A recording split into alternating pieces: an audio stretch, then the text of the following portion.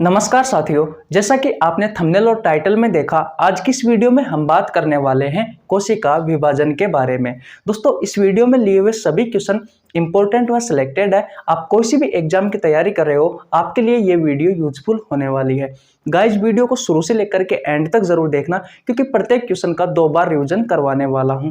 दोस्तों, ये सभी क्वेश्चन आपको यहीं याद करा दूंगा, बस शर्त मेरी ये है कि आपको वीडियो शुरू से लेकर के एंड तक देखनी है। दोस्तों, आज हम शुरुआत करेंगे क्वेश्चन नंबर 1 से।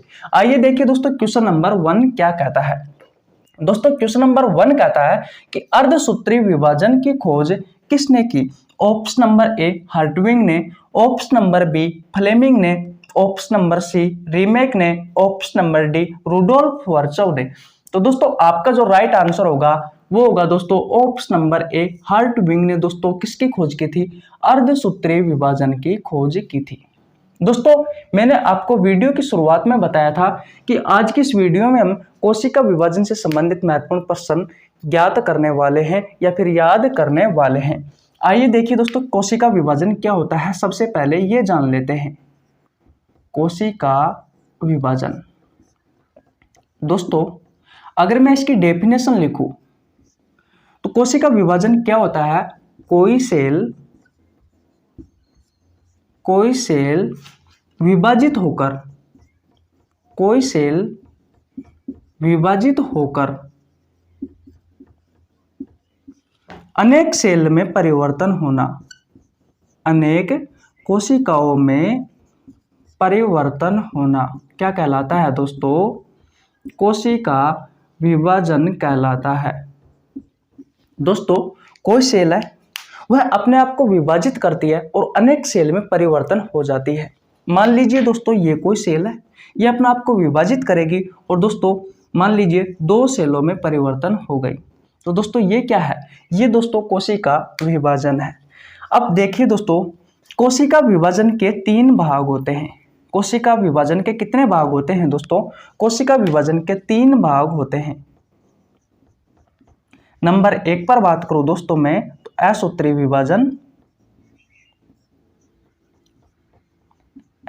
विभाजन।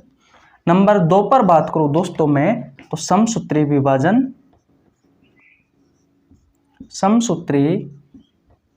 विभाजन। और दोस्तों नंबर 3 पर बात करूं मैं, तो अर्धसूत्री विभाजन। बात क्लियर है?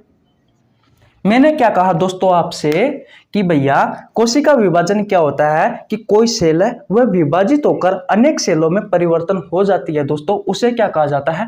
कोशिका विभाजन कहा जाता है। कोशिका विभाजन के दोस्तों कितने भाग होते हैं?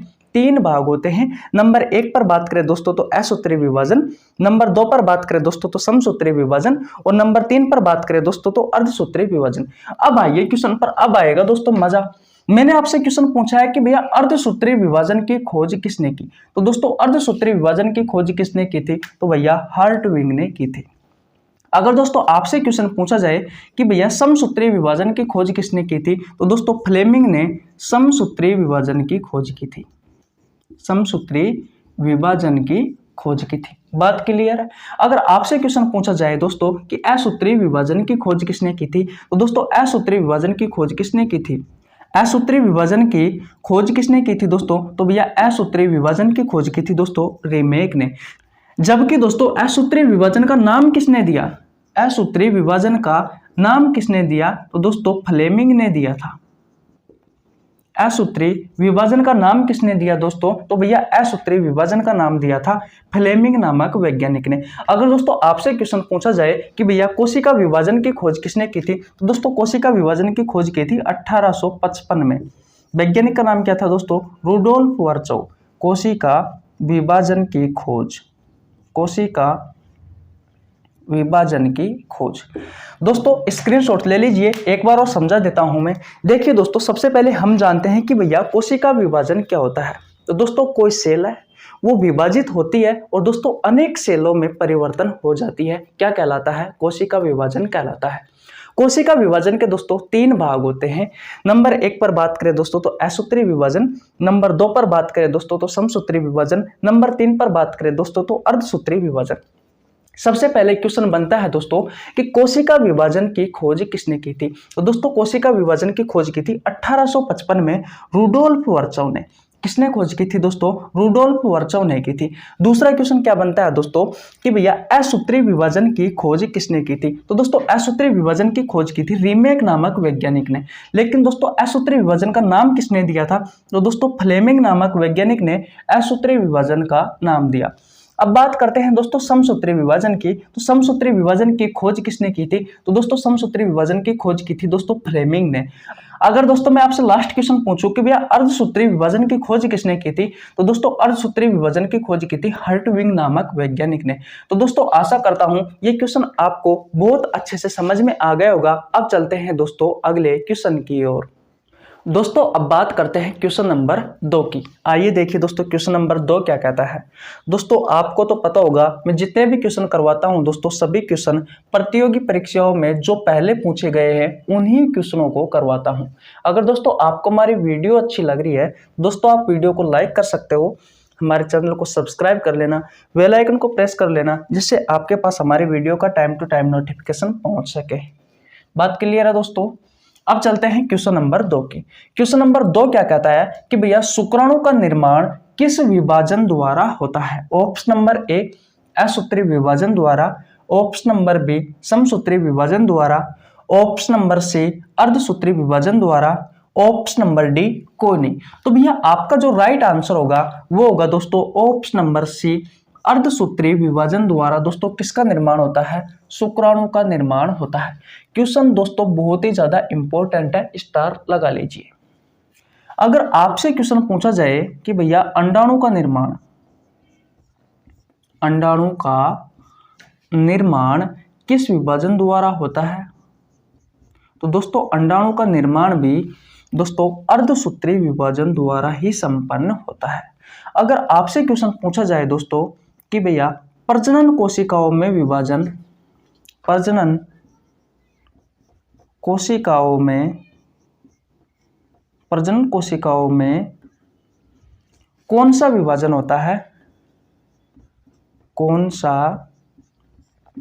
विभाजन होता है, तो दोस्तों जो प्रजनन कोशिकाएं होती है, प्रजनन कोशिकाएं क्या होती है? वह कोशिका जो प्रजनन में सहायक होती है, एग्जाम्पल अंडाणु और शुक्राणु।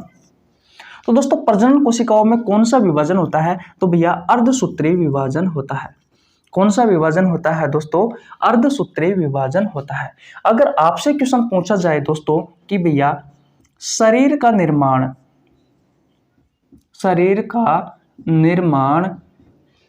कौन सा विभाजन द्वारा होता है, तो दोस्तों समसूत्रीय विभाजन द्वारा शरीर का निर्माण होता है।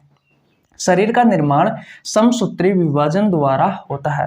अगर आपसे क्वेश्चन पूछा जाए दोस्तों कि भैया शरीर की मरम्मत किस विभाजन द्वारा संपन्न होती है, तो दोस्तों शरीर की मरम्मत समसूत्रीय विभाजन द्वारा संपन्न होती है। आशा करता हूं दोस्तों ये सभी क्वेश्चन आपको अच्छे से याद हो गए होंगे। जब दोस्तों नोट लगाकर एक बात लिखना इंपॉर्टेंट है, आपकी एग्जाम में पूछी जा सकती है। जब समसूत्रीय विभाजन अनियंत्रित रूप से हो जाए,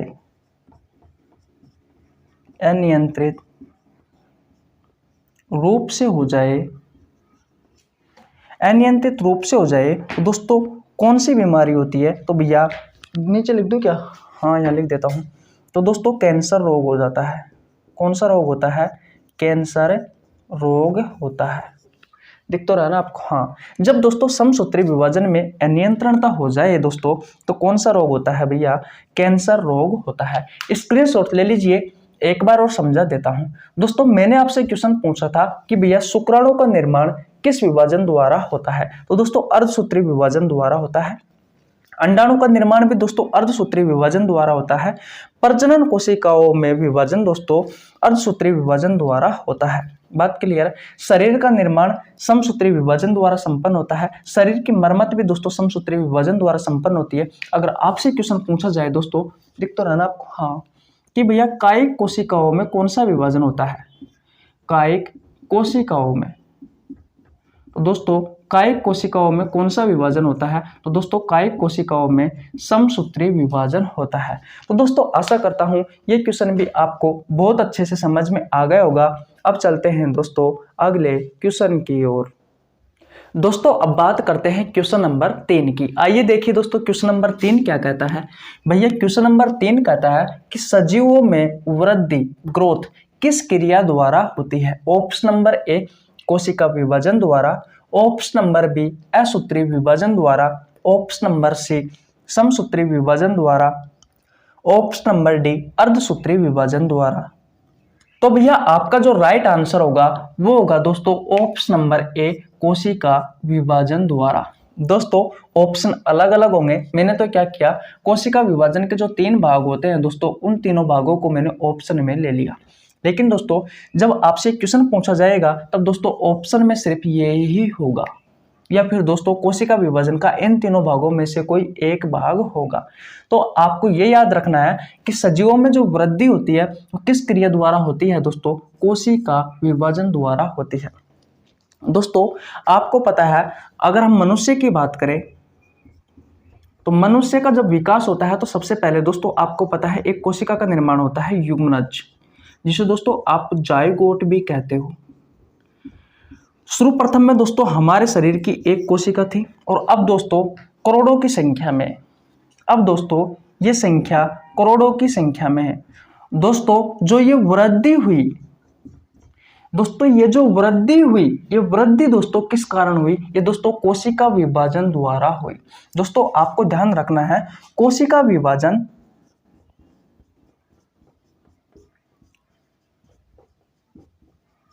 और दोस्तों जो वृद्धि शब्द है ये दोनों दोस्तों एक दूसरे के पर्यायवाची है, पर्यायवाची है। अगर आपसे क्वेश्चन पूछा जाए दोस्तों कि भैया सजीवों में वृद्धि किस क्रिया द्वारा होती है दोस्तों, तो भैया कोशिका विभाजन द्वारा होती है। तो दोस्तों स्क्रीनशॉट ले लीजिए। आशा करता हूं ये क्वेश्चन भी आपको अच्छे से समझ में आ गया होगा। अब चलते हैं दोस्तों अगले क्वेश्चन की ओर। दोस्तों अब बात करते हैं क्वेश्चन नंबर 4 की। आइए देखिए दोस्तों क्वेश्चन नंबर 4 क्या कहता है। क्वेश्चन नंबर 4 कहता है कि पादप कोशिका में कोशिका द्रव का विभाजन होता है। ऑप्शन नंबर ए कोशिका खोज विधि द्वारा, ऑप्शन नंबर बी कोशिका प्लेट विधि द्वारा, ऑप्शन नंबर सी दोनों, ऑप्शन नंबर डी कोई नहीं। तो भैया आपका जो राइट आंसर होगा वो होगा दोस्तों ऑप्शन नंबर बी कोशिका प्लेट विधि द्वारा पादप कोशिका में कोशिका द्रव का विभाजन होता है। बात क्लियर है। अगर आपसे यही क्वेश्चन दोस्तों पूछा जाए जंतु कोशिका के लिए कि भैया जंतु कोशिका में कोशिका द्रव का विभाजन होता है तो दोस्तों किस विधि द्वारा होता है? कोशिका खोज विधि द्वारा होता है। आपको दोस्तों सिर्फ ये चीजें रटनी है, इसके अंदर की गहराई आपको दोस्तों जब मैं कल क्वेश्चन करवाऊंगा तब पता लगेगा। फिलहाल आपको ये ध्यान रखना है दोस्तों कि पादप कोशिका में कोशिका द्रव का विभाजन कोशिका प्लेट विधि द्वारा होता है, जंतु कोशिका में कोशिका द्रव का विभाजन कोशिका खोज विधि द्वारा होता है। तो दोस्तों स्क्रीनशॉट ले लीजिए और अब चलते हैं दोस्तों अगले क्वेश्चन की ओर। दोस्तों आज का हमारा अंतिम क्वेश्चन है क्वेश्चन नंबर 5। आइए देखिए दोस्तों क्वेश्चन नंबर 5 क्या कहता है। आपको मैं एक बात और बता दूं दोस्तों, एक कोशिका विभाजन का पार्ट 1 है। पार्ट 1 दोस्तों कल अपलोड होगा। इसमें दोस्तों मैंने 5 क्वेश्चन लिए हुए हैं क्योंकि लगभग दोस्तों 4 से 5 क्वेश्चन और बचे हुए हैं, तो संभव नहीं है दोस्तों एक क्लास में करवाना। इस वजह से दोस्तों मैंने जो छोटे छोटे लास्ट के 2 क्वेश्चन है दोस्तों, ये क्वेश्चन मैंने दोस्तों पार्ट 1 में ले लिए। इसलिए दोस्तों मैं कह रहा हूं कि भैया इस क्लास को देखने के बाद में सेकंड क्लास और देख लेना, जिससे आपको ये अंतिम 2 क्वेश्चन की गहराई आपको अच्छे से समझ में आ जाए। क्वेश्चन नंबर 5 है दोस्तों क्रॉसिंग ओवर होता है। ऑप्शन नंबर ए असूत्री विभाजन में, ऑप्शन नंबर बी समसूत्री विभाजन में, ऑप्शन नंबर सी अर्धसूत्री विभाजन में, ऑप्शन नंबर डी कोई नहीं। तो भैया आपका जो राइट आंसर होगा वो होगा दोस्तों अर्धसूत्री विभाजन में। जो क्रॉसिंग ओवर होता है दोस्तों आपके एग्जाम में पूछा गया है दोस्तों पहले भी और आगे भी आने की संभावना है। आपको याद रखना है जो क्रॉसिंग ओवर होता है दोस्तों वो अर्धसूत्री विभाजन में होता है। क्रॉसिंग ओवर का मतलब क्या होता है दोस्तों? क्रॉसिंग ओवर का मतलब होता है जीन विनिमय, यानी कि जो जीन है दोस्तों उनका आदान प्रदान, जीन का आदान प्रदान। और दोस्तों कल इस क्वेश्चन की गहराई आपको लास्ट के जो अंतिम 2 क्वेश्चन है इनकी गहराई आपको अच्छे से समझ में आ जाएगी, इसलिए दोस्तों कल की वीडियो देखना मत भूलना। तो दोस्तों आशा करता हूं ये वीडियो आपको अच्छे से समझ में आ गई होगी। अगर आपको वीडियो अच्छी लगी तो वीडियो को लाइक कर देना, आपके छोटे भाई के लिए एक प्यारा सा कमेंट कर देना, चैनल पर नया है तो चैनल को सब्सक्राइब कर लेना, बेल आइकन को प्रेस कर लेना जिससे आपके पास हमारी वीडियो का टाइम टू टाइम नोटिफिकेशन पहुंच सके। मिलते हैं किसी नेक्स्ट वीडियो में, तब तक के लिए जय हिंद जय भारत।